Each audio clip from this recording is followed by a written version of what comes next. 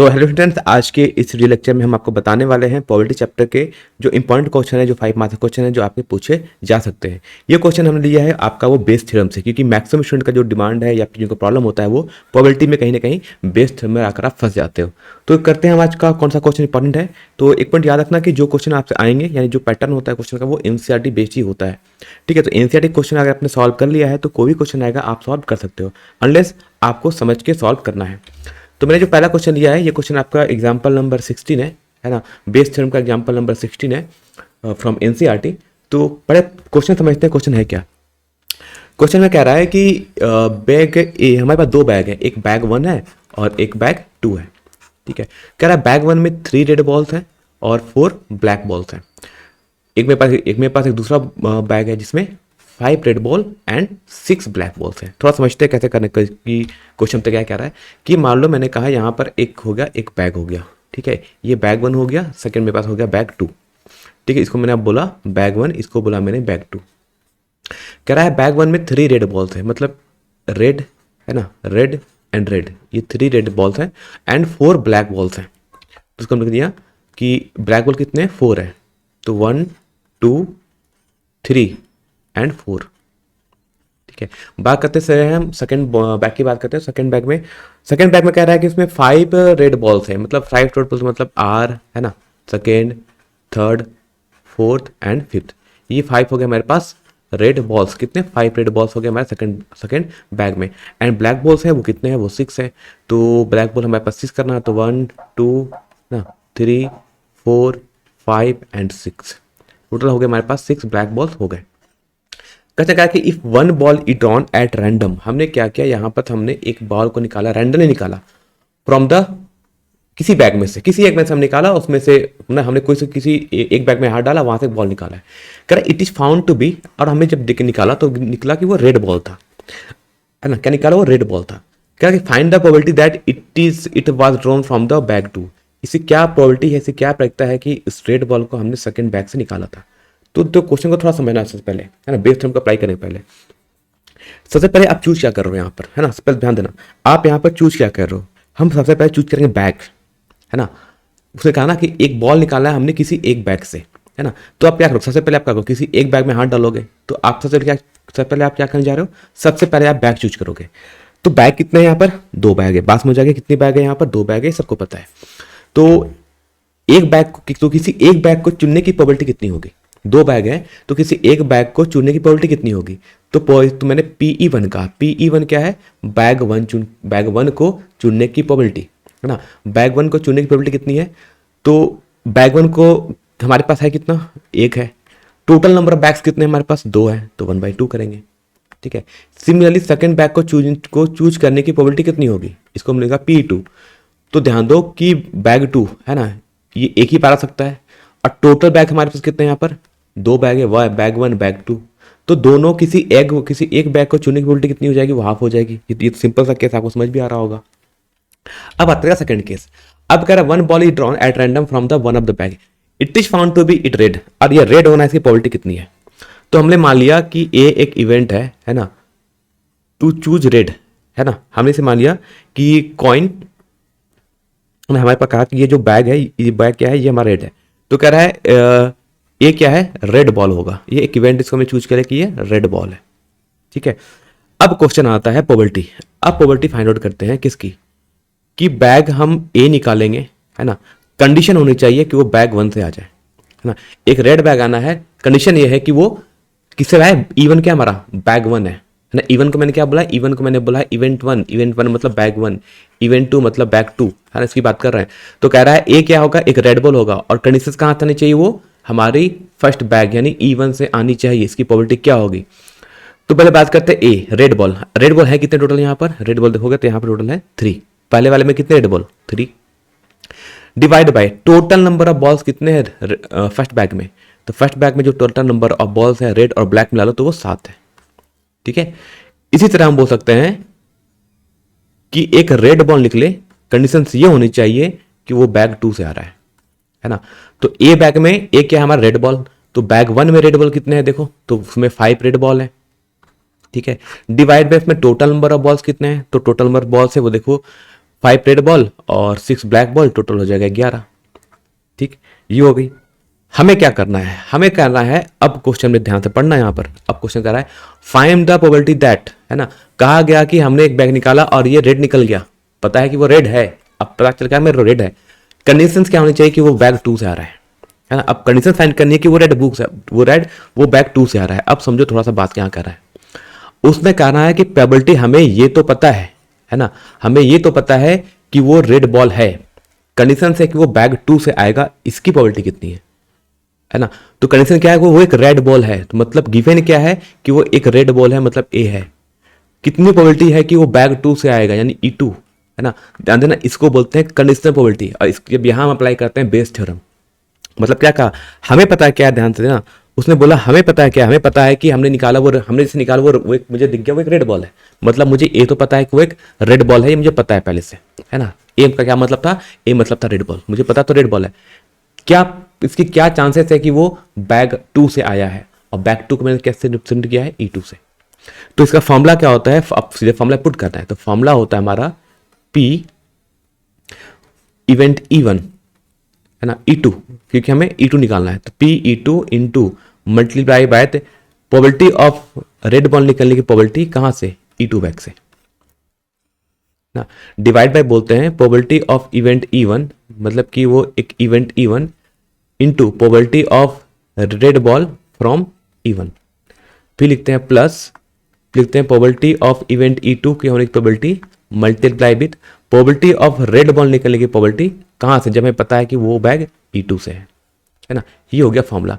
अब क्या करना है, फॉर्मूला में बस पुट करना है। देखो P की वैल्यू कितनी है, P की वैल्यू कितनी थी 1/2, तो इसका लेके हमने 1/2 मल्टीप्लाई विथ PA, है ना, PA given that it is from E2, इसकी प्रोबेबिलिटी कितनी है 5/11, डिवाइड बाई PE1 कितना हो जाएगा, तो ये देखो 1/2 गिवन है, यहाँ से P1 की वैल्यू 1/2, और PA यानी रेड बॉल निकलने की प्रोबेबिलिटी गिवन दैट कि वो बैग 1 से आ रहा है, इसकी प्रोबेबिलिटी कितनी 3/7। सिमिलरली क्या करोगे, यहाँ पर सिमिलरली इसको लिखोगे तो ये 1/2 इंटू 5/11 हो जाएगा, बस फॉर्मूला में पुट कर दिया है। अब क्या करना है, सिंपल आपको यहाँ पर चीज़ों को सॉल्व करनी है, सॉल्व करने के आपको आंसर आना चाहिए। तो पूरे चीज को हम सॉल्व कर सकते हैं, तो ऊपर हो जाएगा 5 हो जाएगा 22, ठीक है, ये हो जाएगा 3/14, और ये हो जाएगा 5/22, ठीक है। सॉल्व करना, ये एनसीईआरटी में सॉल्व प्रॉब्लम है, मैं सिर्फ आपका आंसर बता रहा हूँ। इसको सॉल्व करने पर जो आपका आंसर आएगा वो 35/68 आएगा, है ना। ये इसकी प्रोबेबिलिटी है, ठीक है, बात समझ जाएगा। इस तरह से इसकी प्रोबेबिलिटी है 35/68 आएगा, चेक करना। एनसीईआरटी के सॉल्व प्रॉब्लम है, एग्जाम्पल नंबर 6, ठीक है। बात समझ आ गया है, तो बात करते हैं नेक्स्ट क्वेश्चन, क्वेश्चन नंबर 17, है ना। अब क्वेश्चन नंबर 17 में हमारे पास कितने हैं, अब मैंने यहाँ पर जो एग्जांपल लिया, इस पर 3 इवेंट बात कर रहे हैं।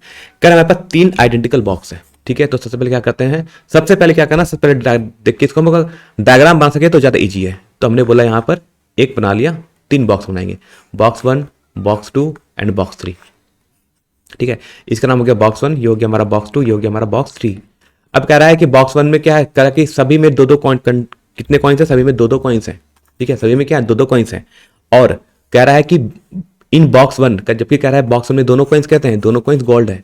बॉक्स 2 में क्या कह रहा है कि बोथ आर सिल्वर कॉइन्स, दोनों कैसे हैं, दोनों सिल्वर है। और बॉक्स 3 में कह रहा है कि there are 1 gold and 1 silver coin. समझते हैं बात को, क्या करना है, कह रहा है बैग 2 में दोनों क्या है, दोनों गोल्ड है, यानी ये भी गोल्ड है, ये भी गोल्ड है, ठीक है। बैग 2 में कह रहा है दोनों सिल्वर है, ये भी सिल्वर है, ये भी सिल्वर है। एंड बैग 3 में कह रहा है कि उसमें तो एक गोल्ड है और एक सिल्वर है। बात समझ आ गया यहाँ पर।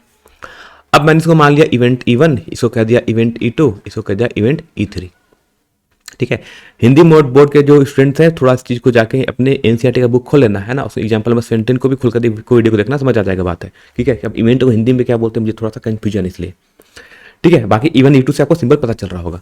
अब कह रहा है कि बताओ, उसने क्या कहा कि a person chosen a box. अब फिर से कहो, सबसे पहले उसने क्या चूज करेगा, सबसे पहले वो एक बॉक्स चूज करेगा, एट रैंडम चूज कर रहा है।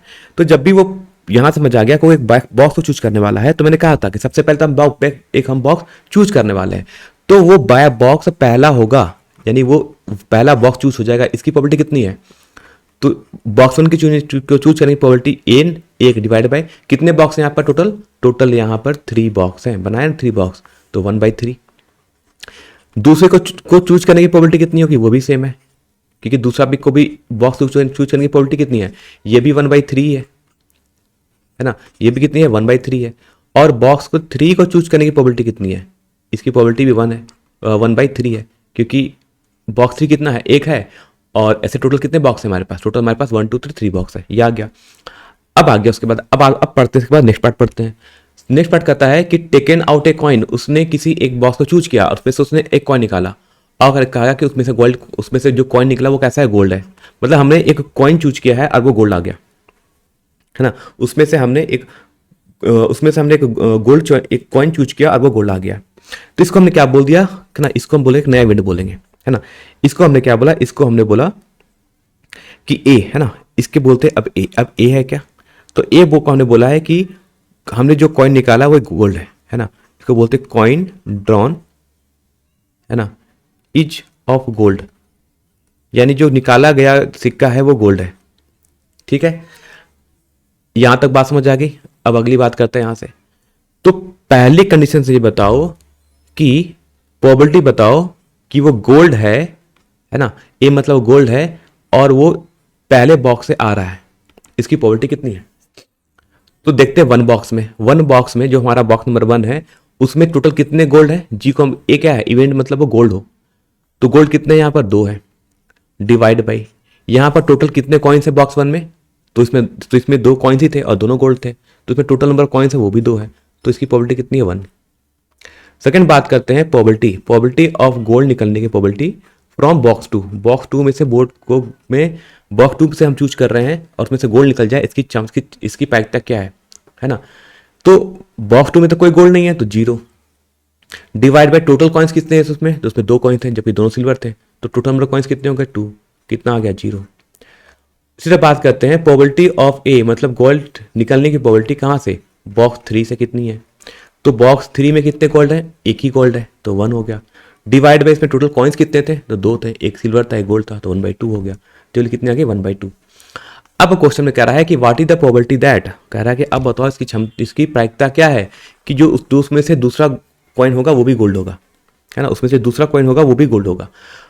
तो हमें पता है कि दूसरा भी गोल्ड होगा, ऐसा कब आएगा, है ना, पहला तो गोल्ड है, सबको पता है गोल्ड है, दूसरा भी गोल्ड होगा, ऐसा कहां पर होगा, तो हमें पता है कि जो दूसरा गोल्ड होगा ये कहां से आ सकता है, ये तो सिर्फ बॉक्स 1 में ही पॉसिबल है, सिर्फ बॉक्स 1 में ही पॉसिबल है कि वो गोल्ड होगा। ठीक है, तो इसको लिखते हैं हम ऐसे कि प्रोबेबिलिटी ऑफ, है ना, कह रहा है कि वो गोल्ड हो, दोनों गोल्ड हो, मतलब गोल्ड तो होना ही चाहिए, लिए कंडीशन दैट कि वो गोल्ड ही है, दूसरा कॉइन्स भी है वो गोल्ड है, तो दूसरा कॉइन्स भी गोल्ड है, ये कहां पर था हमारा, तो हमें पता था कि ये सिर्फ बॉक्स E1 में था, है ना, बॉक्स 1 में था, तो हमें ये निकालना है। लिखते कैसे इसको, लिखते प्रोबेबिलिटी ऑफ E1, है ना, इनटू प्रोबेबिलिटी ऑफ गोल्ड निकलने की प्रोबेबिलिटी फ्रॉम E1 से, ठीक, डिवाइड बाय क्या करोगे, तो probability of E1 into probability of gold from box E1, ठीक, फिर लिखेंगे प्रोबेबिलिटी ऑफ, है ना, E2 multiply with probability of gold हो कहां से, जबकि ये E2 बॉक्स दूसरे बॉक्स से आ जाए, प्लस लिखेंगे प्रोबेबिलिटी ऑफ E3, मतलब कि थर्ड वो बॉक्स चूज करने की प्रोबेबिलिटी मल्टीप्लाई विथ कि उसमें से जो गोल्ड निकल रहा है ना, उसकी प्रोबेबिलिटी से इसको हम कर लेते हैं मल्टीप्लाई। क्या करना है, सिंपल सारे टर्म को यहाँ पर हमें क्या करना है, पुट करके सॉल्व करना है। कहाँ पर करते हैं, थोड़ा सा स्पेस देख लेते हैं हम ऐसे, है ना, हम यहाँ पर सॉल्व करते हैं इसके बाद, तो इसके बाद हम करते हैं चीज़ों को ऐसे सॉल्व करते हैं ना, इसके बाद हम यहाँ लिखते हैं, दैट मीन्स इस चीज़ को हम यहाँ से लिख सकते हैं कि इज इक्वल टू हो जाएगा, है ना, P1 की वैल्यू 1/3 है, ठीक है, मल्टीप्लाई विथ PA1, इसकी प्रोबेबिलिटी कितनी थी 1 थी, तो हो गया 1, ठीक, डिवाइड बाय हो जाए कितना आपका 1/3 इंटू 1 प्लस PE2 कितना है 1/3 है, और PAE2 की वैल्यू कितनी है, ये 0 है, तो इंटू हो जाएगा 0, प्लस लिखेंगे 1/3 मल्टीप्लाई विथ PAE3 की वैल्यू कितनी है 1/2 है। क्या करना है आपको, सब टर्म को सिर्फ सॉल्व करना, तो हो जाएगा 1/3, है ना, डिवाइड बाय हो जाएगा ये आपका 1/3 प्लस 1/6, है ना, पूरी वैल्यू को सॉल्व करना है, इन सेट में करा फिर से सॉल्व प्रॉब्लम है, मैं सॉल्व नहीं कर रहा, पूरी वैल्यू को सॉल्व करना, 2/3 इसका हो जाएगा आंसर, है ना, 2/3 विल बी इट्स आंसर, ठीक है, ये इसका आंसर है। बात समझ आ गया, तो चीज़ों को समझ लेना, एक बार खुद से ट्राई करना। बात करते हैं, नेक्स्ट क्वेश्चन आता है हमारा क्वेश्चन नंबर 19, है ना। क्वेश्चन 19 करते हैं, फिर से हमारा किससे है, ये भी फिर हमारा एनसीईआरटी का सॉल्व प्रॉब्लम है ना। देखो जो अदर बोर्ड्स के स्टूडेंट्स हैं वो भी देख लो, क्योंकि भाई एनसीईआरटी से क्वेश्चन आता है सबका, तो या चाहे सीबीएसई बोर्ड हो, बिहार बोर्ड हो, यूपी बोर्ड, एमपी बोर्ड, कोई बोर्ड हो, सबके लिए क्वेश्चन इंपॉर्टेंट है, इक्वली इंपॉर्टेंट है। ठीक है, कह रहा है एक फैक्ट्री है जो जो बोल्ट बनाता है, क्या बताओ, वो नट बोल्ट बोलते हैं, वो बोल्ट बनाता है। कंपनी का नाम क्या है, machine A, machine B, machine सी, है ना। तीन मशीन है, तीन अलग अलग टाइप के वो बोल्ट बनाएगा। मतलब एक कंपनी है जो 3 टाइप के बोल्ट बनाती है। अब अलग अलग साइज का हमें बोल्ट बनाना है ना, तो हमें अलग अलग मशीन चाहिए, तो उसका 3 मशीन का नाम है ए बी सी। ठीक, तो पहले हम 3 मशीन बना लेते हैं, पहले बात कर लेते हैं। तो पहले हम 3 मशीन बना लिया ऐसे ना, तो हमने बना लिया 3 मशीन। ठीक, इसका नाम लिखा machine A, machine B and machine C. ठीक है, इसको हम बोलेंगे इवेंट 1 बोल देंगे, इसको हम इवेंट 2 बोल देंगे, और इस चीज को हम इवेंट 3 बोल देंगे। अब पढ़ते हैं, कह रहा है कि ये जो 3 बोल्ट बनते हैं, है ना, जो 3 मशीन ए बी और सी से बनते हैं, जो बोल्ट बन रहे हैं, कह रहा है कि कितना कितना बनाता है। तो कह रहा है कि जो मशीन 1 है वो सिर्फ 25% ही बोल्ट बनाता है। मतलब अगर हम टोटल 100 बोल्ट बनाने वाले हैं, है ना, टोटल 100 बोल्ट बनाने वाले हैं, तो उसमें सिर्फ 25 बोल्ट कौन बनाएगा, ए बनाएगा। ठीक है, बी कितना बनाएगा, बी उसमें सिर्फ 100 में से सिर्फ 35 ही बोल्ट बनाएगा, कौन, बी बनाएगा। और जो मशीन सी है ना, वो कितने बोल्ट बनाएगा, वो 40, यानी अगर 100 बोल्ट बनेंगे तो उसमें से 40 बोल्ट कौन बनाने वाला है, सी बनाने वाला है। देखो सबको ऐड करने पर 100 भी आना चाहिए, है ना। ये 25 35 40 को ऐड करोगे तो 100 भी आएगा, आना ही चाहिए। ठीक है, क्योंकि जितने बोल्ट बन रहे थे उसका परसेंटेज दे दिया गया था। यानी कहीं ना कहीं हमें जो गिवन है, ध्यान देना, कभी ना कहीं हमें जो गिवन है वो ये गिवन है कि प्रोबेबिलिटी ऑफ इवन, मतलब कि 25, है ना, कि 100 में से, है ना, 100 बोल्ट बन रहे हैं, उसमें से 25 बोल्ट बन, है ना, तो उसमें से ए में से बोल्ट वो बन रहा है। उस 100 में से जो टोटल बोल्ट बन रहे 100, है ना, टोटल बोल्ट कितने हमारे पास, टोटल बोल्ट हमारे पास 100 है। ठीक है, टोटल 100 है, उसमें से 25 बोल्ट कौन बना रहा है, हमारा ए बना रहा है, तो बोलेंगे 25 डिवाइड बाई 100। ठीक है, कितना है, 25 डिवाइड बाई 100।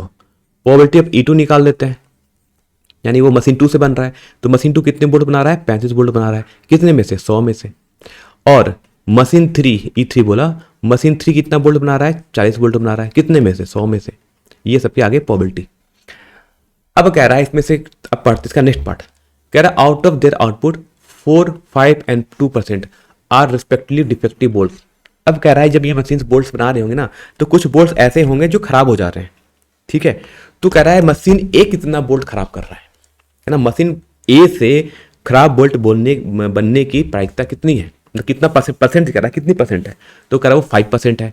मशीन 2 से कितना कह रहा है, वो 4% है। और मशीन 3 से कितना कह रहा है, वो 2% है।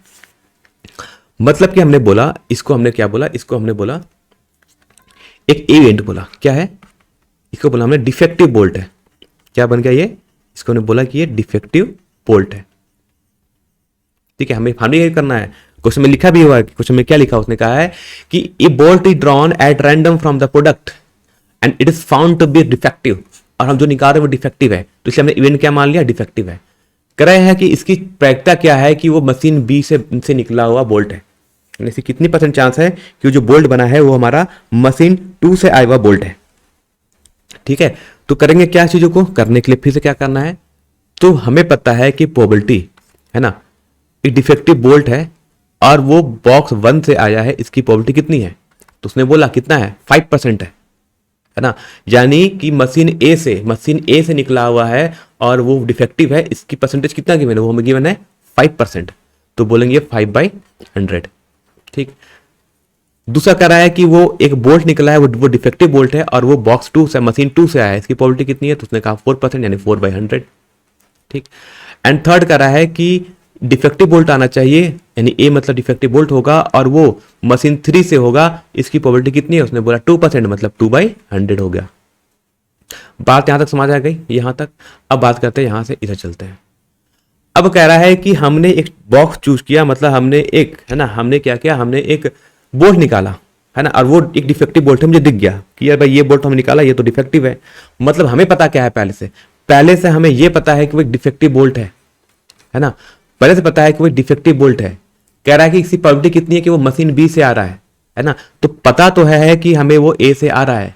कह रहा है कि वो मशीन बी से आ रहा है, इसकी प्रोबेबिलिटी कितनी होगी, तो इसको बोलते हैं कंडीशनल प्रोबेबिलिटी, मतलब PE2 निकालना है, मतलब मशीन 2 की प्रोबेबिलिटी कितनी है, है ना, जबकि ये पता है कि वो एक डिफेक्टिव है। तो फॉर्मूला पुट करेंगे, फॉर्मूला क्या हो जाएगा, फिर से वही लिख लेना, PE2 into P of E2 divide by A, है ना। लिखेंगे प्रोबेबिलिटी ऑफ इवेंट 1, है ना, into probability of defective bolt given that कि वो मशीन 1 से आया। फिर होगा प्रोबेबिलिटी ऑफ, है ना, मशीन 2 गिवन दैट कि उसमें से हमने जो डिफेक्टिव बोल्ट निकाला है वो E2 मशीन से आया है, प्लस हो जाएगा प्रोबेबिलिटी ऑफ मशीन 3 से चूज करने की प्रोबेबिलिटी कितनी है, गिवन दैट कि उसमें से हम जो डिफेक्टिव निकाल रहे हैं वो मशीन E3 से आ रहा है। क्या करना है, सारी वैल्यू को पुट करना है और सिर्फ सॉल्व करना है। वैल्यू को सॉल्व मैं सिर्फ पुट कर दे रहा हूँ, बाकी सॉल्व करके आप इसका आंसर निकाल लेना और बताना कि क्या आपका आंसर कुछ और तो नहीं आ रहा है ना, कमेंट में बताना। तो हम देखते हैं यहाँ पर क्या क्या गिवन है। तो P E2 कितनी है उसकी, वो 35/100 लिखेंगे, 35 डिवाइड बाई 100, ठीक है। मल्टीप्लाई विथ क्या करेंगे, इस चीज को, है ना, थोड़ा सा एक जगह चेंज करना, नहीं यहाँ पर मैंने कुछ उल्टा लिख दिया इस चीज को, बस यहाँ पर ये हो जाएगा probability of defective bolt given that कि वो मशीन 2 से आ रहा है ये। तो ये कितना होगा, ये हमारा देखना यहाँ पर दिया है 4/100, नंबर को देखिए चला कि नंबर कहीं गलती ना हो जाए। प्रोबेबिलिटी ऑफ मशीन चूज, वो मशीन चूज करने की प्रोबेबिलिटी कितनी है, वो 25 डिवाइड बाई 100 है। मल्टीप्लाई बात में कि उसमें से जो डिफेक्टिव होने की प्रोबेबिलिटी कितनी है, वो 5/100 है, प्लस सेकेंड मशीन को चूज करने की प्रोबेबिलिटी, मतलब जो मशीन 2 से कितने बोल्ट बनने की प्रोबेबिलिटी कितनी है, वो 35 बना रहा है 100 में से, उसमें से डिफेक्टिव कितने निकल जाते हैं, वो इसकी क्षमता कितनी है, 4/100 है। एंड प्लस मशीन 3 वो कितने बोल्ट बना रहा है, 40 बना रहा है, कितने से, 100 में से, और उसमें से डिफेक्टिव कितने जा रहे हैं, कितने परसेंट, तो 2%, 2/100। क्या करना है, सारी वैल्यू को रख के आपको बस सिर्फ सॉल्व करनी है, ठीक है, रख के सॉल्व करना। फिर से कह रहा हूँ एनसीईआरटी में प्रॉब्लम सॉल्व है, पूरी वैल्यू आएगी, अच्छे से सॉल्व करके देखना, इसकी वैल्यू 28/69 आती है, ठीक है। ये क्वेश्चन हो गया, क्वेश्चन 19 आपका हो गया क्वेश्चन। तो नेक्स्ट क्वेश्चन आता है हमारा 28। ये क्वेश्चन आपके 2020 का एमसी जैकबोर्ड में पूछा हुआ क्वेश्चन है 2020 का। इस क्वेश्चन को आप ट्राई कर सकते हो अगर आपने पहले इस वाले 3 प्रॉब्लम को अगर आपने समझ लिया है तो। प्रॉब्लम सेम है जैसे हमने आपको सॉल्व कराया था, वैसा ही प्रॉब्लम है ये आपका जो पूछा गया था 2020 में। और इस बार आपके जेसीईआरटी का जो क्वेश्चन बैंक है वहाँ भी आपके क्वेश्चन मिल जाएगा। इसको सॉल्व करके कमेंट में बताना कि आपका आंसर क्या आ रहा है। बात करते हैं नेक्स्ट क्वेश्चन। नेक्स्ट क्वेश्चन भी आपका ये एक्सरसाइज का क्वेश्चन है। एक्सरसाइज ये 13.2 का क्वेश्चन होगा, है ना। एक्सरसाइज ये 30.2 का क्वेश्चन है और ये क्वेश्चन में 2 है। ये भी सेम प्रॉब्लम है, सेम टाइप का प्रॉब्लम है, ट्राई करना हो जाएगा। इसका भी आंसर आप कमेंट में करना, है ना। नेक्स्ट क्वेश्चन की बात करते हैं। अब ये क्वेश्चन आता है हमारे पास कि ये क्वेश्चन 4 है, कह रहा है 13.2 का क्वेश्चन 4 कह रहा है in answering A question A multiple choice question. कह रहा है कि एक मल्टीपल चॉइस क्वेश्चन दिया गया है किसी एग्जाम में किसी स्टूडेंट के द्वारा। तो कह रहा है कि इसमें स्टूडेंट या तो आंसर जानता होगा, है ना, या तो आप आंसर जानते हैं या तो आंसर नहीं जानता होगा, दो चीज़ हो सकता है, ठीक है। अगर वो कह रहा है कि वो आंसर जानता है ना, तो कह रहा है कि let T/4 be the probability that he know the answer, है ना। वो मतलब वो 4 में से 3 में, यानी दैट मीन्स कि उसको अगर 4 क्वेश्चन मिल रहे हैं तो 3 क्वेश्चन को 100% है कि वो जानता होगा। एक क्वेश्चन का पार्ट होगा जब वो गेस करता होगा उसका आंसर करने के लिए। तो 3/4 का मतलब होता है कि वो 4 में से 3 बार आंसर जानता है, और 1/4 का मतलब होता है कि वो 4 में से 1 बार आंसर नहीं जानता है, मतलब उसको वो गेस करेगा, ठीक है। एंकर के assuming that the student who guess at the answer will be correct and probability is 1/4। और वो गेस कर रहा है और गेस करने पर आंसर सही हो जाए, है ना, आंसर वो सही हो जाए, इसकी प्रोबेबिलिटी कितनी है, इसकी प्रोबेबिलिटी 1/4 है। तो कह रहा है what is the probability that student no the answer given that answer correctly. तो कह रहा है बताओ इस चीज़ की प्रोबेबिलिटी कितनी होगी, है ना, कि वो आंसर जानता है और आंसर करेक्ट हो जाए, है ना। कि देखो आंसर करेक्ट 2 बार हो सकता है, एक बार तो जब वो आंसर जानता था, और आंसर करेक्ट और कब भी हो सकता है जब उसने गेस करके किया है तो भी आंसर का सही हो सकता है। तो क्वेश्चन में करना क्या है, तो सबसे पहले हम निकालते हैं कि हमारा इवेंट है क्या, तो पहले फाइंड आउट करना पड़ेगा कि है क्या यहाँ पर। तो पहला बोलते हैं, हमने इसको बोला इवन। इवन क्या है, इवन हमने इवेंट बोला है ना, जब वो, है ना, जब वो आंसर जानता है ना, जब वो आंसर जानता है ना। और E2 क्या है, जब वो गेस कर रहा है चीज़ों को, क्या कर रहा है, जब वो गेस कर रहा है, ठीक। वो आंसर जानता है, इसकी प्रोबेबिलिटी कितनी है ना। तो वो 4 में से वो 3 बार आंसर जानता है, तो प्रोबेबिलिटी वो आंसर वो जानता है, ही नो द आंसर, इसकी प्रोबेबिलिटी कितनी है 3/4। और वो आंसर को गेस करता है ना, मतलब 4 में से वो 1 बार क्वेश्चन को गेस करेगा। मतलब जैसे आपके पास अगर 4 क्वेश्चन आते हैं तो आप क्या करते हो, तो मतलब जैसे आपके पास 4 क्वेश्चन है तो 3 बार तो आप 3 क्वेश्चन के आंसर आप जानते हो और चौथा क्वेश्चन का आंसर आप नहीं जानते, तो क्या आप करोगे, आप 4th क्वेश्चन के आप गेस करोगे। यही उसकी प्रोबेबिलिटी गिवन है। ठीक। अच्छा, अब कह रहा है कि उसका आंसर करेक्ट होना है ना। अब कह रहा है उसका आंसर करेक्ट होना है, इस चीज की प्रोबेबिलिटी कितनी है। ठीक है, तो अब ये बात बताओ कि ए क्या होगा। ए क्या है, ए वो कंडीशन है जब आंसर उसका करेक्ट हो। देखो आंसर वो करेक्ट हो, ठीक है। इवन था जो आंसर वो जानता था, है ना, नो इज द आंसर। ए क्या है, वो आंसर वो करेक्टली कर रहा है, ठीक। तो इस चीज की प्रोबेबिलिटी कितनी है ना। तो प्रोबेबिलिटी ऑफ, है ना, आंसर करेक्ट हो कब, जब वो आंसर जानता था, तो इसकी प्रोबेबिलिटी कितनी होगी, है ना। जैसे मान लो आपके पास एक क्वेश्चन है, आप उसका आंसर जानते हो कि इसका आंसर तो यही है, कन्फर्म है, सब कुछ है, बुक में भी यही लिखा हुआ था, आपने पढ़ा था, तो इसके करेक्ट होने की प्रोबेबिलिटी कितनी है। तो बिल्कुल सर 1 है ना। आप जानते हो उसका आंसर, बुक में भी उसका आंसर वही लिखा है और ये करेक्ट हो जाए, इसकी प्रोबेबिलिटी कितनी है, 1 है। तो इसमें तो कोई गलत होने का चांस नहीं है। लेकिन कह रहा है कि आंसर करेक्ट हो कब, जब वो आंसर को गेस कर रहा हो, इसकी प्रोबेबिलिटी कितनी है। तो उसने कहा कि उसकी प्रोबेबिलिटी जो अब गिवन है वो 1/4 कह दिया उसने, कि वो आंसर तो जानता है, मतलब वो आंसर गेस कर रहा है, और गेस करने पर हो सकता है कि उसका आंसर सही हो जाए या हो सकता है उसका आंसर गलत हो जाए। तो वो क्वेश्चन को गेस कर रहा है और गेस करने पर उसका आंसर सही हो जाए, इसकी प्रोबेबिलिटी कितनी है, 1/4। मतलब 4 में से एक ही बार चांस होगा कि वो को गेस करेगा और आंसर सही हो जाएगा, ऐसी प्रोबेबिलिटी कितनी, बस 1/4 है। तो कह रहा है क्वेश्चन, अब कर रहा है हमसे फाइंड आउट करने कि find what is the probability that student know the answer, है ना। क्वेश्चन कर रहा है what is the probability that student know the answer given that answer is correctly.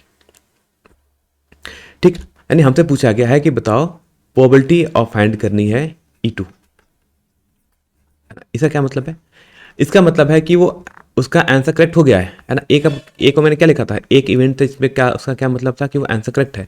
तो कह रहा है कि आंसर तो करेक्ट होगा ही होगा, इसकी क्या प्रोबेबिलिटी है, यानी उसका आंसर सही आ गया। मतलब जैसे मान लो आपने क्वेश्चन सॉल्व किया और आपका आंसर सही आ गया, इस बात से क्या गारंटी है कि ये क्वेश्चन आपको आता था उसका आंसर है, या जो आपने जो आपका या फिर जो आपका जो करेक्ट आंसर भी जो करेक्ट हो रहा है, ये वो क्वेश्चन था जिसको आपने गेस करके करेक्ट किया है। तो उसने पूछा है कि आंसर तो करेक्ट हो गया है, लेकिन इस बात की क्या बोलती है कि वो उसका आप आंसर जानते थे, वही आंसर आपका करेक्ट हुआ है। जो आप गेस करके जानते थे उसका आंसर करेक्ट नहीं है, ये वो आंसर नहीं है, ये वो क्वेश्चन है जिसका आप आंसर जानते थे वो करेक्ट है। तो प्रोबेबिलिटी कितनी होगी, तो प्रोबेबिलिटी ऑफ, है ना, प्रोबेबिलिटी ऑफ इवेंट 1, मतलब कि वो प्रोबेबिलिटी ऑफ वो आंसर जानता है, इसकी probability into probability of answer correct हो कब, जब वो आंसर जानता हो, डिवाइड बाय फॉर्मूला होगा PE1 into probability of he know the answer given that he, है ना, PA बाई E1 को आ गया probability that he correctly answer the question given that he know the answer, plus probability of E2 probability that he guess the answer into probability of answer correctly given that he guess the question, he guess the answer. तो value कितनी है, तो ये हो जाएगा 3/4, इसकी value 1 है, divide में हो जाएगा ये 3/4, मैंने जस्ट वैल्यू को पुट कर रहा है यहाँ पर और कुछ भी नहीं किया, हो जाएगा 1/4 इंटू हो जाएगा 1/4, कितना हो जाएगा, पूरी वैल्यू को आप सॉल्व कर सकते हैं। तो ये वैल्यू आ जाएगी आपकी 3/4, डिवाइड में हो जाएगा ये 3/4 प्लस हो जाएगा ये 1/16। ठीक है, पूरी वैल्यू को सॉल्व करना, तो ये वैल्यू आ जाएगी आपकी 3/4, इस वैल्यू को सॉल्व करना, यहाँ पर एलसीएम आ जाएगा 16, तो हो जाएगा 12 प्लस 1 हो जाएगा 13, तो सॉल्व कर कैंसिल हो जाएगा, ये हो जाएगा 3/4 इंटू 16/13, है ना। तो 4 से 4 16 हो जाएगा, आंसर आ जाएगा आपका 12/13, है ना। 12/13 इज द करेक्ट आंसर। ठीक है, ये था क्वेश्चन नंबर 4।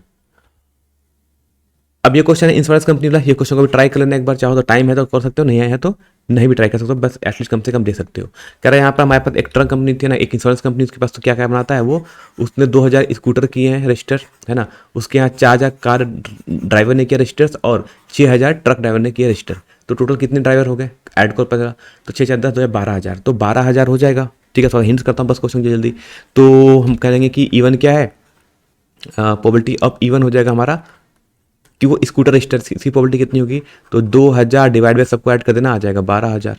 ठीक, ये आ जाएगा। फिर P ऑफ E2 निकालना, तो ये हो जाएगा आपका 4,000, टोटल रजिस्टर कितने हैं, टोटल रजिस्टर जो ड्राइवर्स है वो है 12,000, तो 12,000 में से सिर्फ 4,000 क्या है जो कार ड्राइवर्स थे। और प्रोबेबिलिटी ऑफ E3 का मतलब हो जाएगा कि ट्रक ड्राइवर कितने रजिस्टर्स हैं, है ना, डिवाइड बाय टोटल कितने रजिस्टर्ड हैं 12,000। यहाँ से आप निकाल लोगे तो यह जाएगा है ना, ये हो जाएगा 1/6, ये हो जाएगा आपका 1/3 और ये हो जाएगा आपका 1/2। ठीक है, ये हो गया। फिर प्रोबेबिलिटी दिया रहेगा कि क्या कर रहा है, वो एक्सीडेंट हो रहा है। अब एक्सीडेंट होने की प्रोबेबिलिटी कितनी है, तो ए को बोलेगा वो एक्सीडेंट होना है ना, एक्सीडेंट। ठीक, तो प्रोबेबिलिटी ऑफ एक्सीडेंट हो गिवन दैट कि वो एक स्कूटर ड्राइवर इंश्योर्ड कंपनी का हो, तो इसकी प्रोबेबिलिटी कितनी है, उसने कहा 0.01। ये प्रोबेबिलिटी कितनी है, 0.01। फिर प्रोबेबिलिटी ऑफ वो एक्सीडेंट हो रहा है गिवन दैट कि वो एक इंश्योरेंस ड्राइवर है और वो लेकिन एक वो कार ड्राइवर था, E2 क्या था, कार ड्राइवर, इसकी कितनी है 0.03। एंड प्रोबेबिलिटी ऑफ एक्सीडेंट हो रहा है ना और वो ड्राइवर है इंश्योरेंस कंपनी का है लेकिन वो एक ट्रक ड्राइवर है, इसकी प्रोबेबिलिटी कितनी है, इसकी प्रोबेबिलिटी गिवन है वो 0.15 गिवन है। तो हमसे क्वेश्चन में क्या कहा गया, क्वेश्चन कहा गया कि what is the probability that he is a scooter driver, है ना, वो एक स्कूटर ड्राइवर है। मतलब एक्सीडेंट तो हुए तो पता है कि एक्सीडेंट होना है, लेकिन वो एक स्कूटर ड्राइवर होगा, मतलब क्या है, वो एक हमारा E1 है। इसकी प्रोबेबिलिटी कितनी है, तो फॉर्मूला पुट कर लेंगे कितना, प्रोबेबिलिटी हो जाएगा probability of E2 into probability of mid accident given that वो एक क्या है, वो एक आपका कार ड्राइवर लिखा है, स्कूटर ड्राइवर, अच्छा स्कूटर है ना, तो स्कूटर थोड़ा सा चेंज करेंगे यहाँ पर, ठीक है, हो जाएगा E1। ठीक है, हमसे वो स्कूटर ड्राइवर के बारे में पूछा गया है।